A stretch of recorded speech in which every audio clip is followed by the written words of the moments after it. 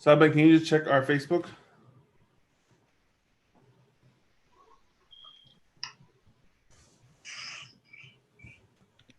All right, Sheikh Mubin, can you hear me on Instagram? Yep. Awesome. Yeah, I don't see Okay. it. بسم الله الرحمن الرحيم الحمد لله نحمده ونستعينه ونستغفره ونؤمن به ونتوكل عليه ونعوذ بالله من شرور أنفسنا ومن سيئات أعمالنا من يهده الله فلا مضل له ومن يضلل فلا هادي له ونشهد أن لا إله إلا الله وحده لا شريك له ونشهد أن محمدا عبده ورسوله أما بعد. Alhamdulillah, today we'll be continuing with our class of Beginning of Guidance. This is the book by Imam Ghazali Bidayatul Hidayah, the beginning of guidance. And this is a summary of a longer version which Imam Ghazali wrote, which is called Ahya Ulumuddin. Ahya Ulumuddin. And Ahya Ulumuddin was reviving the sciences of our religion. And after writing the initial book, Imam Ghazali wrote, it was over like 10, 15 different volumes. And after writing this book, after writing the longer version, a person came to Imam Ghazali and said, look, Imam, amazing book, but it's so long, right? Nobody's going to read it. And this is when Imam Ghazali, he wrote this chapter, this book, concising it so that anybody and everybody can benefit from it. And we talked about, we started off this class with our elevation class. And we talked about the different, how Imam Ghazali first, he goes through the 24-hour day. He goes through our ibadat, how to praise Allah, how to fast. And then Imam Ghazali, he goes into, the different sins. We talked about the sins of the tongue. We talked about the sins of the stomach, the sins of the feet, the sins of the eyes, the sins of the ears. So Imam Ghazali, from this point on, he carries on talking about the different sins that a person can commit. So if you have the book, then we are on the top of page 108. So we're going to be reading from the top of page 108. Samabe, if you can read the beginning. Know that if you fall short in this task, you will bear the penalty. Whereas if you roll up your sleeves and work hard, you will taste the fruit of your efforts. Indeed, Allah has no need of you or your deeds. Rather, every soul is held in pledge for what it does. So Imam Ghazali saying, look, if you are unable to stay away from the sins of the different limbs, the different parts of the body, then know that you will have to bear the penalty of Allah subhanahu wa ta'ala. As a punishment of Allah subhanahu wa ta'ala, a person will encounter that. However, if you can go through the hardships now and put up with the hardships, then the reward of this will be great. So it's a small amount of difficulty that you might be going through now, but the reward of it will be much longer. Carry on. Take care not to say, Allah Most High is all generous, ever merciful. He forgives the sins of transgressors, for this is a truthful statement used wrongly. So right, this part right here, and this is a very unique statement, and this is where a lot of us find ourselves, where a person might sin or a person might do whatever they want, and then they say, well, Allah subhanahu wa ta'ala is the most forgiving. And Allah subhanahu wa ta'ala is going to forgive me. Allah's Rahman, Allah's Rahim. And now this person hides behind their sins with this illusion that I'm going to do whatever I want, but Allah's going to forgive me. And the Prophet ﷺ, in one hadith, he says, this person is absolutely foolish. This person, again, is delusional. And he says that Al-Kayyisu man dana nafsahu, an intellectual person, a smart person, is a person who controls their desires and does good deeds for the hereafter. Basically, he fights temptation. She fights temptations. Where society is telling her to do certain things, she holds back. And she refrains from sinning with her eyes. She refrains from sinning with her hands, her tongue, all the different parts that we spoke about. وَعَمِلَ لِمَا بَعْدَ الْمَوْتِ, and this person does deeds for the hereafter. Whatever they do it why? So that they have a better hereafter. It's like when you plan out your child, what you want for your child, and you put together like different things, and you have goals in mind that this will give my child a better life in this dunya, right? And you plan that out. You're thinking about college, you're thinking about marriage, you're thinking about post-marriage, you're thinking about your grandkids, and he's still in diapers. But you plan all that out. Why? Because you understand that is a reality, that part of life will come. So a person plans out the hereafter. This is what I want to do in this dunya so that I can benefit in the next. But then the Prophet ﷺ switches it around. He says, وَالْعَاجِزُ, a foolish person or a stupid person, مَنْ أَتْبَعَ نَفْسَهُ هَوَاهُ, is a person that does whatever they want. They want to miss salah, they miss salah. They feel like, I don't feel like fasting today, they don't fast. I have a little tummy ache, I'm going to skip today, they skip today. They want to look at haram, the desires tell them to look at haram, they look at haram, they listen to haram, they engage in haram, they buy and sell haram. وَالْعَاجِزُ مَنْ أَتْبَعَ نَفْسَهُ هَوَاهُ, he follows his desires and does whatever his desires tell him to do. وَتَمَنَّى عَلَى اللَّهِ أَمَانِي, and then this person has huge hopes in Allah subhanahu wa ta'ala. He has huge hopes in Allah subhanahu wa ta'ala. It's okay, Allah will forgive me. And the Prophet sallallahu alaihi wasallam says that person there is foolish. Right? So Rasulullah sallallahu alaihi wasallam, Imam Ghazali here is telling us, look, the statement that Allah subhanahu wa ta'ala is forgiving is a true statement. But if you use it to hide and justify your sins, that let me do whatever I want, let me listen to whatever I want, let me have whatever relations I want, and Allah's going to forgive me, then just realize that you're being foolish. Let's carry on. The one who does so is to be branded a fool, according to the criteria of the Messenger of Allah sallallahu alaihi wasallam, who said, "The intelligent one is he who takes account of himself and works for what comes after death, and the foolish one is he who follows inclinations of himself while entertaining false hopes in Allah."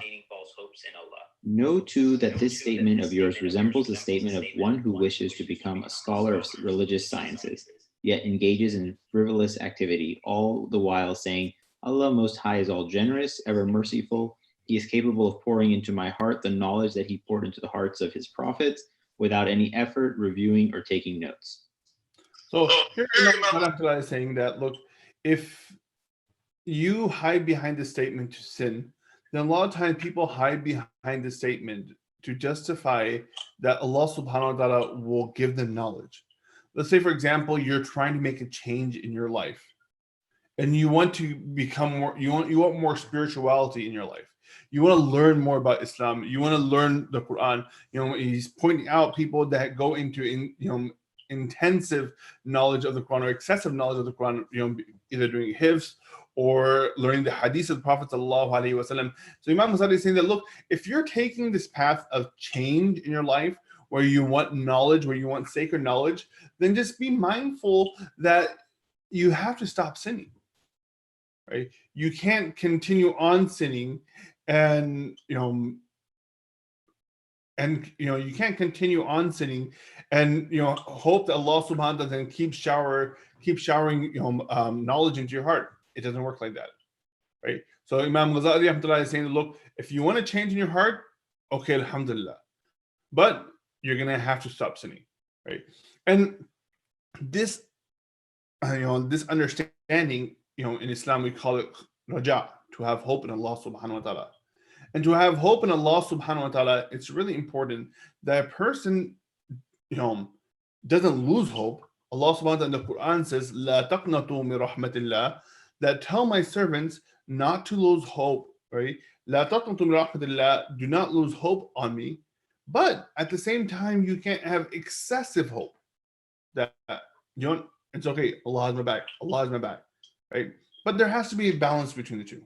That you understand that this is, so and so things are sins.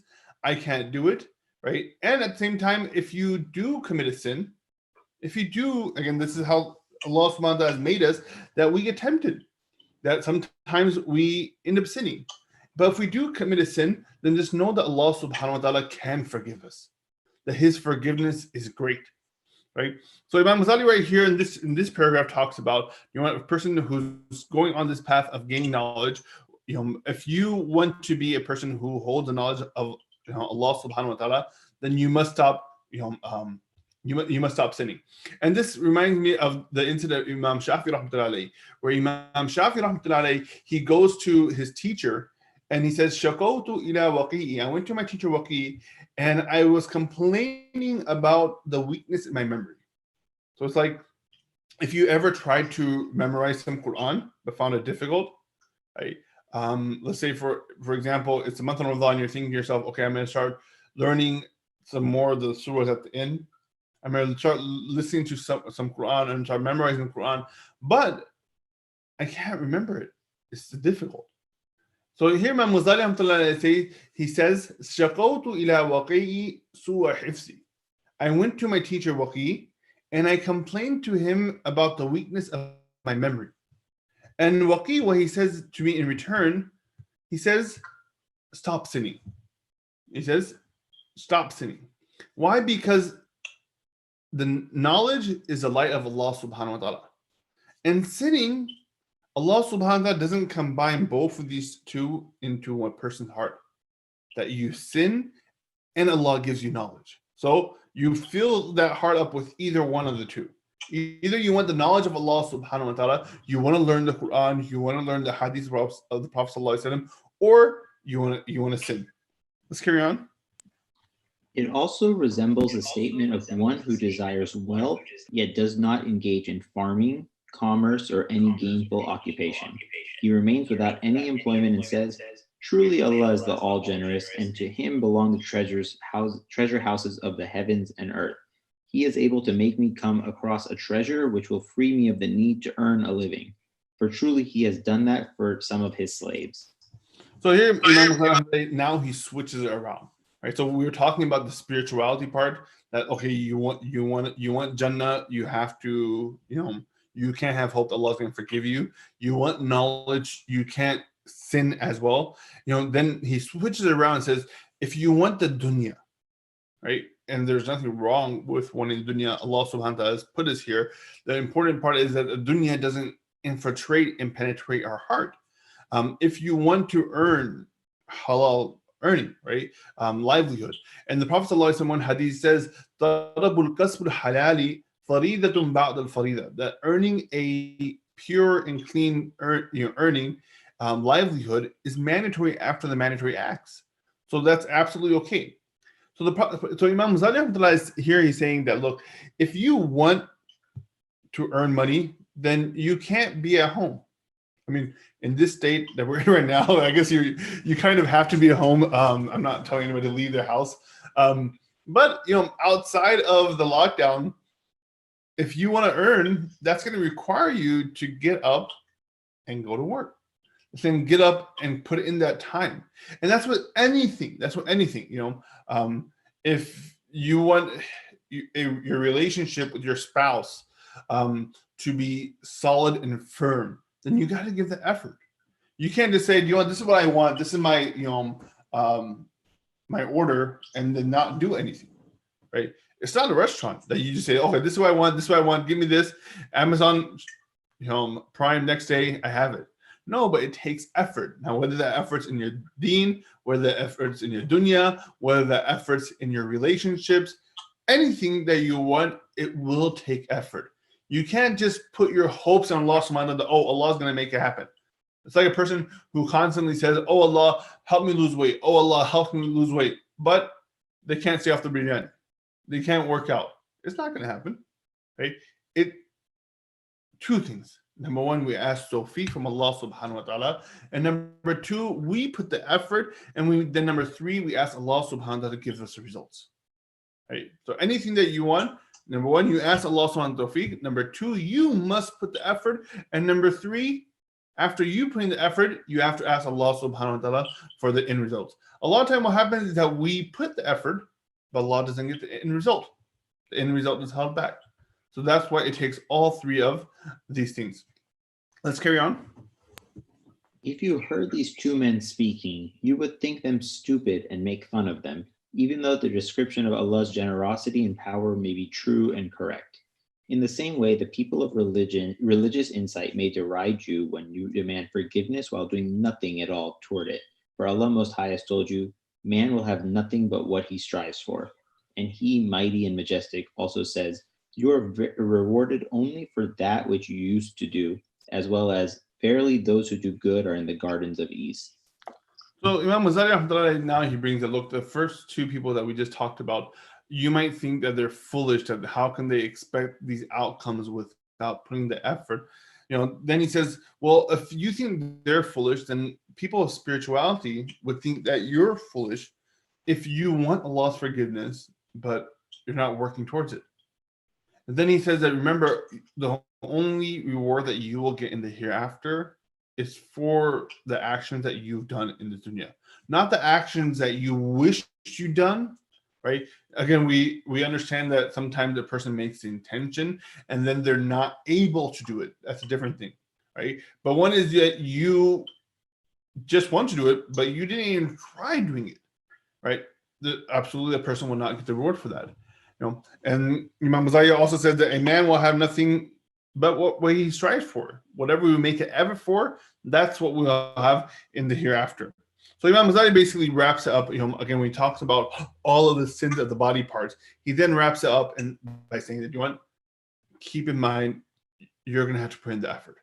You're going to have to fight temptations. You're going to have, but if it happens, if you fall into temptation, then ask Allah for forgiveness. And if you ask for Allah for forgiveness, then know that Allah is the most merciful.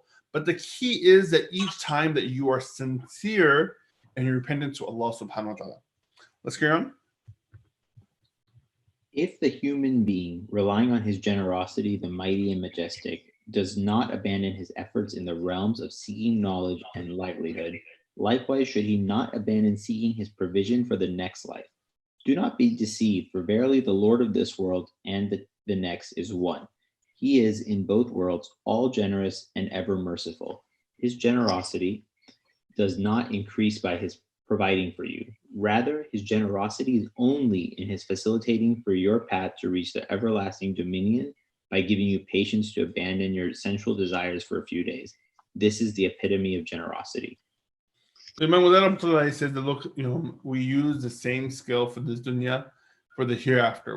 The skill that you understand in this dunya, use the same skill for the hereafter. Why? Because the Lord of this dunya is the same Lord of the hereafter. Allah subhanahu wa ta'ala, who controls everything in this dunya, he is the same Allah subhanahu wa ta'ala who controls everything in the hereafter. So if you understand that you're going to have to put effort in this dunya, then understand that you're going to have to put effort in the hereafter as well. And his generosity is not to give you without you putting effort, but his generosity is, so a person might say, well, Allah's so generous that he can forgive me even though I commit every sin underneath the clouds, right? That's how generous, and that would, for me, that proves how generous Allah is. But the reality is that's a very weak statement. His generosity is Allah's one that, yes, he's generous, and his generosity is proven. Why? Because he gives you the reward of what you do, and he gives you the capability. He gives you the ability to stay steadfast on your deeds, on staying away from sin. All right, let's carry on. So do not talk yourself into believing the clamor of those who are idle. Rather, follow the people of the highest commitment and intelligence, the prophets, the truly sincere, and the righteous. Do not seek to reap that which you have not sown. It is greatly to be hoped that whoever has fasted, prayed, truly struggled, and had consciousness of Allah will be forgiven. So remember that again, right now he's wrapping up this whole portion, and he's saying, look, don't take the path of those people that are not putting in the effort. Those people that are ideal, they're just chilling, right? But take the path of the prophet. Take the path of the prophets, the companions, the righteous people. The reality is, if you fast, if you pray your salah, if you are conscious of Allah subhanahu wa ta'ala, if you have good characteristics again, we understand that our ibadat, our worship, is beyond just praying or beyond just fasting, but our worship to Allah subhanahu wa ta'ala is being a good human being, right? The Prophet sallallahu alaihi wasallam was sent to complete good characteristics. So you take any of the characteristics, good characteristics, and you embody that into your life. So a person that does all of this, it's most likely that that person will be forgiven. A lot of people ask that how do I know if I've been forgiven or not? And the reality is, you will know if you are forgiven if you followed up with, sincerity. If I can say, "Oh Allah, please forgive me for this," but then I go around and turn around and disobey Allah subhanahu wa ta'ala, because that shows I'm not sincere. Again, if you try and then somehow shaitan gets the best of you, then that's natural. That's okay, fine. But your main attempt should be to be obedient to Allah subhanahu wa ta'ala. So here, Imam Ghazali once again, he said that, look, if a person who's fasted, who's prayed, who's truly struggled, who's conscious of Allah subhanahu wa ta'ala, and I'm going to add on to there, and who has good characteristics, who worked on his his akhlaq, then most likely that person will be forgiven by Allah subhanahu wa ta'ala. Carry on. This is a summary of things from which you must protect your outward limbs. The actions of these outer limbs are the result only of the qualities of the heart. So if you wish to protect your outward limbs, you must purify your heart, for that is the inner aspect of consciousness of Allah. The heart is that morsel of the body which, if sound, the rest of the body by it is sound and whole, and if corrupt, the rest of the body by it is corrupt. So engage in rectifying it so that you may rectify all your limbs and faculties. So Imam Ghazali says this now is a summary of all the things that you have to stop your limbs from. We talked about the limbs, what the sins that you have to prevent from your hands, your feet, your eyes, your ears, and went through the whole list. But he's saying that, look, when you are able to control your hands, your limbs, and you stay away from sinning, then this will immediately have effect on your heart, right? If you control what you're looking at, then your heart will be pure. If you control what you say, then your heart will have the effect. So when you obtain, restrain yourself from sin, this will now have an effect on your heart. And then he says that the heart is such a part of the body that if the heart is sound, then the whole body is sound. If a person has a good heart, then the whole body will follow. But if the person's heart is corrupt, right, then the whole body is corrupt. And this comes with the hadith of the Prophet sallallahu alaihi wasallam, where the Prophet sallallahu alaihi wasallam, he says, "Inna fil jasadi muzgha, idha salahat salahat jasadu kullu, wa idha fasadat fasadat jasadu kullu, ala wa hiya al-qalb." Where the Prophet sallallahu alaihi wasallam now is telling us that work on your heart. And the way that you work on your heart is limiting your sins, refraining from sins, so that your heart can, again, be pure. And if your heart is pure, then your whole body becomes pure. And if your whole body, if your heart is corrupt, your whole body is corrupt. And then, inshallah, this will now lead us into our next chapter. And I think the next chapter is the sins of the heart, right? We have a few minutes. Let's get going. Yeah, inshallah. The sins of the heart. Know that the blameworthy qualities of the heart are many, that the path to purify the hearts from its vices is lengthy, and that the way to heal them is difficult to comprehend. The knowledge and practice of the heart's treatment have completely disappeared because of people's neglect of their own souls, and because of their distraction with the adornments of the world. So this is actually, it's really shocking that Imam Ghazali, so many years ago, he said that people don't focus on their heart because of everything that's around them in the world, all the adornment in the world. Because of that, people don't focus on their heart. And, now we're in, 2020, and there's so many distractions. There are so many things that, pull us in different directions. And it just boggles your mind where you think to yourself, how can a person focus on their heart now? And the reality is this is a part of our life that we've completely forgotten. We will look at our body and we'll focus on our body to get a better physique. We might even look at our characteristics and say, okay, I need to be nicer. People are running away from me. I need to be more soft in my talk, or I need to be a little bit more generous. But the part that we completely forget is our heart. And the sins of the heart are many. And Sheikh Hamza Yusuf actually has a book regarding the sins of the heart, a very beautiful book. But for me, I just found it very strange how Imam Ghazali, he addresses this problem that we're having now. He said that people are having that problem back then, that their heart, they're not focusing on their heart. And we look at ourselves, this one part of our life that we don't focus on. We might even focus on our relationships. Okay, I see that my relationship with my children is weak, or I see that my relationship with my spouse is weak, or I see that my relationship with my siblings or my parents is weak. And we might even focus on that. So we look at every other aspect of our life and we find ourselves that we really, we give it time and we give it effort. But our heart, where spirituality lies, where, our deen lies, is a part that we completely neglect. Let's carry on. We have dealt fully with all this in Revival of the Religious Sciences, specifically in the third quarter on the ways to perdition and the fourth quarter, the ways to salvation. It is sufficient here to warn you of 3 of the evil dispositions of the heart, which are the most common among contemporary religious jurists, in order that you may be on guard against them, for they are both destructive in themselves and constitute the roots of all other evil dispositions. They are envy, ostentation, and conceit.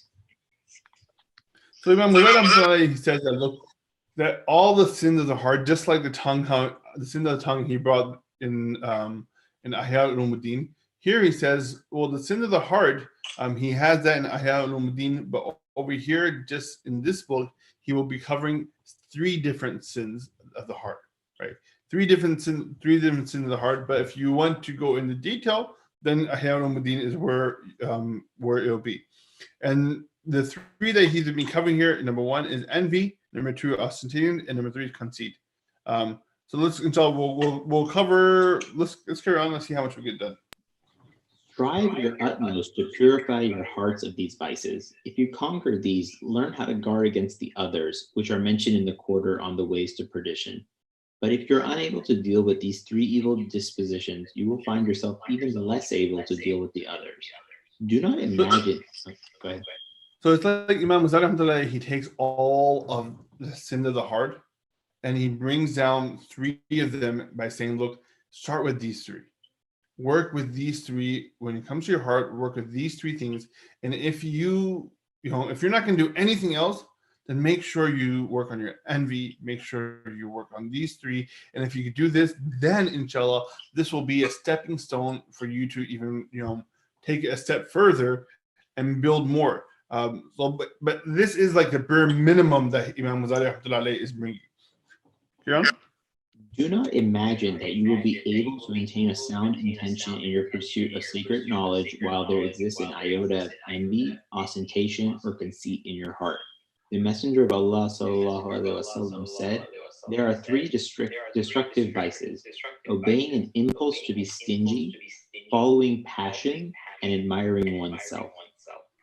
So Imam Ghazali here, it says, look, don't fool yourself that you can gain knowledge if you have these 3 diseases in your heart, right? So there's no way that you can gain knowledge. And we're talking about, a time where knowledge was prevalent, where, where people were focused on, learning. And here Imam Ghazali, he's saying that, look, don't fool yourself thinking that you can gain knowledge if you suffer from these 3 diseases. And then he brings a hadith to the Prophet sallallahu alaihi wasallam. The Prophet sallallahu alaihi wasallam says that the 3 vices that will destroy you, right? The 3 weaknesses that will completely bring you down. He says those 3 are, number 1, the impulse to be stingy. Number 2, following passion, and number 3, admiring yourself. And again, we see that all 3 of these sins are in the heart. So if you look at, these three, sins, these are really destructive sins, and that's why Imam Ghazali rahmatullahi is bringing them here, telling us, make sure you work on this. And the first of these are envy. Someone by? Envy. Envy is a greater form of miserliness. The simple miser is one who is stingy towards others with his possessions, but the greater miserliness is of one who is stingy with Allah's favors upon his servants, favors that are not even his, but of the vast treasures of Allah's omnipotent power. So Imam Ghazali says, okay, let's define what is envy. He says, envy it's a greater form of being miserly. And miserly, so basically, if you have something and you don't want to give it to others, you want to keep whatever you have for yourself. You go out and you work. Let's say you have a job at Baskin Robbins. I know a lot of people again kind of grew up working in Baskin Robbins. You make a very small paycheck, and now when it comes time to give sadaqah, you're like, I'd rather just hold this back to myself.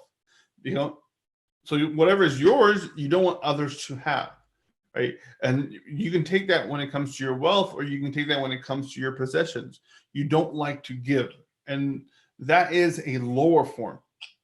Envy is a step above that, where it's not about you giving to others. You don't want another person to have a ni'mah of Allah subhanahu wa ta'ala that Allah subhanahu wa ta'ala has given them. So it's not even something that you have. You see somebody that has something else, right? You don't own it. It's not in your possession. And it hurts you so much that they have that thing that you just want Allah subhanahu wa ta'ala to take away from them, right? So Imam Ghazali says, envy is a greater form of miserliness, of one who is stingy with the favors of Allah subhanahu wa ta'ala, right? He wants Allah subhanahu wa ta'ala to remove that favor from his servants, favors that are not even his, but of the vast treasure of Allah subhanahu wa ta'ala, that Allah subhanahu wa ta'ala is so, again, his treasures are huge, and you don't want Allah subhanahu wa ta'ala even to give to that person. Carry on. The envious person is one who is pained when Allah Almighty, from the treasures of his omnipotent power, bestows on one of his servants wealth or knowledge or love in the hearts of people or any kind of good fortune. He is pained to the point where he wishes that Allah's favors would be taken away from that person, even if the same favor would not transfer to him as a result. This is really the pinnacle of wickedness, and about which the Prophet ﷺ said, envy devours good deeds just as fire devours wood. SubhanAllah. So here Imam Ghazali is saying that, look, a person who is envious, they actually don't even want that ni'mah, that blessing for themselves, right? So let's say, for example, you see somebody wearing some nice shoes, right? They're wearing some really, slick Jordans. And in your mind, you're like, I hope he steps in mud. Right? Someone's wearing a nice shirt. I hope he spills coffee on it. So you don't even want. It's not that you want it. You just don't want them to have it, right? So one is that, okay, you see something you wanted, and you kind of hope that, oh Allah, let me have that blessing that person has. And there's actually levels and different categories of envy and jealousy. But here Imam Ghazali is saying that, look, this is where you don't want it. You just can't stand somebody else having it. And this can be not only in worldly possessions, but it can be in happiness. It can be in spirituality. It can be in knowledge. You might see a couple that might be happy with one another. And because you don't have that in your own marriage, you now hope in your heart that I hope they have issues. Right, and that's why Imam Ghazali is saying this is the most wicked form of a person, that you can't see somebody else happy. You can't see somebody else enjoying the ni'mat of Allah subhanahu wa ta'ala. And the Prophet sallallahu alaihi wasallam, in his hadith, he says that envy, it devours and destroys your good deeds just the way that fire burns wood. Right, fire, you put wood in fire, it's gonna burn that sucker out. Likewise, when you have envy in your heart, any good deeds that you put in there, you're wasting. Let's carry on. The envious person himself is one who suffers punishment and receives no mercy. He is in continuous torment, for there will never be a lack of those among his contemporaries and acquaintances on whom Allah has bestowed knowledge or wealth or esteem. So, sorry. So Imam Ghazali brings an amazing point. He says that a person who is envious, that person is always going to be suffering. If you have this quality where you feel jealous, then you're not going to find comfort until you deal with your heart. Because there's always going to be somebody with a bounty of Allah. There's always going to be somebody with a favor of Allah. Let's say you see this couple and you want things to, like, you're jealous of them and you want them to fight. That doesn't mean another couple is not going to come. You see this brother with a nice car and you hope that he gets in an accident. If that brother even does get into accident, who's stopping another brother or somebody else coming with a nicer car? So your chain or your train of envy and jealousy is never going to end. And it will only cause you suffering. That you will suffer when you see this person. You will suffer when you see that person. If a person is envious of somebody that's knowledgeable, if a person is envious of somebody that's famous, that person loses their fame, somebody else. And each time you see these people, it's going to eat you away. Each time you see these people, it's going to burn you away. So Imam Ghazali says, the envious person right here is the one who suffers the most. He receives no mercy by his own heart. And that's why it's important that we work on our hearts and this quality. Carry on. Thus, the envious person continually suffers punishment in this world right up to death. And the punishment of the world to come is even greater and more severe. In fact, the servant does not arrive at true faith as long as he does not love for his brother and for the rest of the Muslims what he loves for himself. Indeed, he must participate with them in times of ease and times of difficulty. Muslims are like a single building. One part strengthens the other. They are like a single body. If one limb suffers, the rest of the body suffers as well. So Imam Ghazali says the opposite. So first he says, okay, an envious person is going to suffer. Their heart's going to eat away at them in this dunya. And in the hereafter, their punishment with Allah subhanahu wa ta'ala is going to be great. Then he says, let's switch that around. Let's turn that around. Right? A true believer, the hadith of Prophet sallallahu alayhi wa sallam, لا يؤمن أحدكم حتى يحب لأخيه ما يحب لنفسه. A true believer is not envious. A true believer actually wants for his brother what he would want for himself. Right? So a true believer understands that the ni'mat and the bounty of Allah subhanahu wa ta'ala and the treasures of Allah subhanahu wa ta'ala are vast. And this is why it's connected to Iman here. The reason why it's connected to Iman, because that person's Iman and understanding Allah subhanahu wa ta'ala is complete. They understand how great Allah is, and they understand that just because that person has it doesn't mean that I can have it. And just because I have it doesn't mean somebody else can have it. Allah subhanahu wa ta'ala is so great that he can give to everybody and anybody as he wills. So here Imam Ghazali says that the true faith is that you want for your brother what you want for yourself. Right? And then he finishes off by saying the Muslim ummah is like the body. It's like one building. One part strengthens another part. Right? You can't say, well, I live on the 10th floor, so I don't care what's happening on the first floor. If you live on the top floor of a house and you don't care what's happening on the bottom floor of the house and somebody's there, knocking down walls, knocking down pillars, knocking down the beams, what's going to happen? Your house, your whole, everything's going to come falling down. So Imam Ghazali says the whole Muslims are like a single body. One part strengthens another part. It is our responsibility to care for others. It is our responsibility to give for others, or our responsibility to share with others. And if not, then the whole body will suffer. Let's finish off. If you do not find that this is the case with your heart, it is more important for you to occupy yourself with seeking deliverance from destruction than with obscure branches of juristic knowledge and case law. So he's saying that look, first of all, look at your heart. If you find that again, your heart is not at peace and you are suffering from envy, then don't worry about knowledge. Don't worry about fiqh. Don't worry about hadith. You need to first worry about tasawwuf. Fix yourself, fix your heart. Once you improve the condition of your heart, then a person can go out and get the higher forms of knowledge in Islam, right? So, and this tells you that it's important that you keep working on yourself first. Where you have people that want to do volunteer and do good things for the community, that want to teach, but it's important that we keep working on ourselves, our inner, that we work on our heart, that we refine ourselves before we go and help others.